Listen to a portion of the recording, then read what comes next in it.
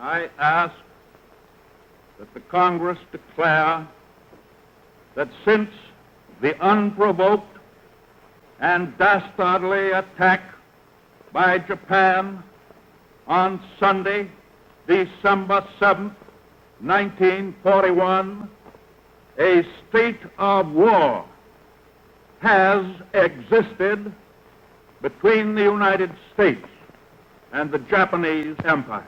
I had a job delivering newspapers, and the headlines on it was 4 inches tall. It says, "War declared."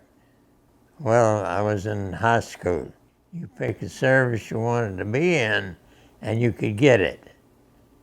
So I picked the Navy because my two brothers were in the Navy already. I joined the service in 1944.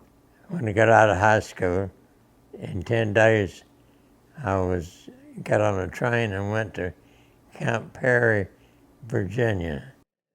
They gave me a questionnaire to fill out and found out that I knew the Morse code, and from there, they needed radiomen. And so I'm sure that's why they picked me. And we spent about 5 months brushing up and learning. I didn't know how to type. You gotta know how to type. And they had assigned me to a ship, Oklahoma City. It was a light cruiser. It was 650 feet long, 90 feet wide, and there was 1,400 men on it. I was a junior radio man, and there was about 20 radio men of various rates on that ship already. Well, they got plans for the ship. It's going to the Pacific. And we went through the Panama Canal and went to Pearl Harbor and saw the damage that the Japanese had done there. And then we headed west. We were just in the Pacific and had no idea where we were going. They couldn't give out that information even to the people on the ship.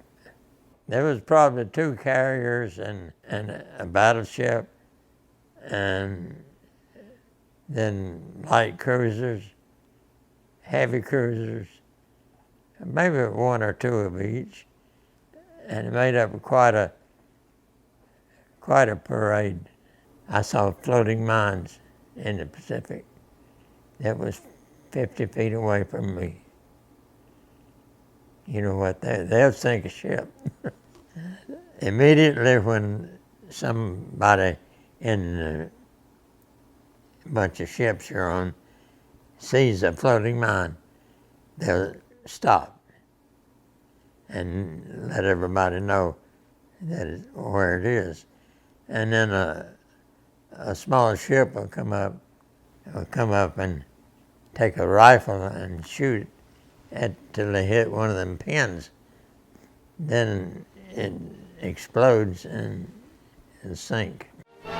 Vice Admiral William F. Halsey, whose very name means disaster to the Japs, leads his carriers within range of enemy suicide planes, confident that Navy marksmanship will smash their attacks.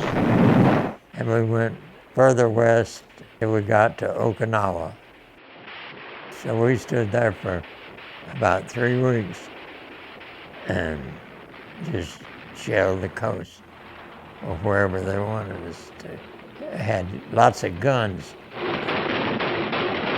Oh, there was lots happening. I never did see the coast. I had a duty that was five floors down, right beside it was a Radio 3, they called it, secondary, and one below that. And if the other got damaged, then I would do my job. After 2 or 3 weeks there at Okinawa, we went up to Tokyo. Within sight of the Jap coast, Halsey's battle wagons pour broadsides into shore targets. It was still wartime, and we spent about 3 months shelling the beach. We would go in at nighttime and shell the beach just to soften them up. We were in the mouth of Tokyo Bay, 1945.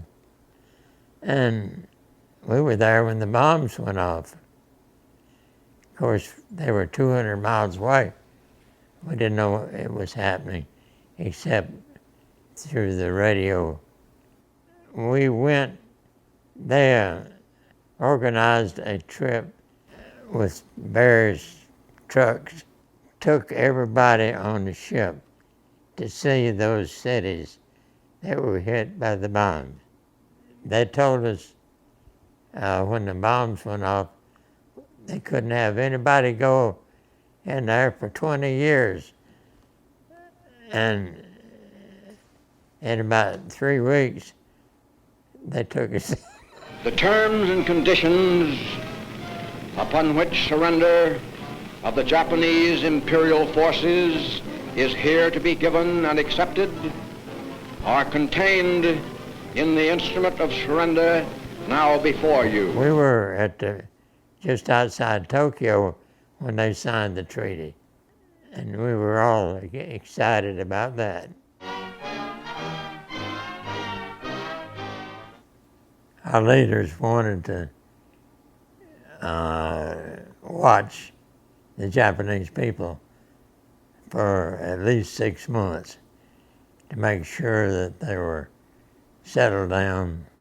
Yeah, we stayed there for 6 months and then came back to San Francisco.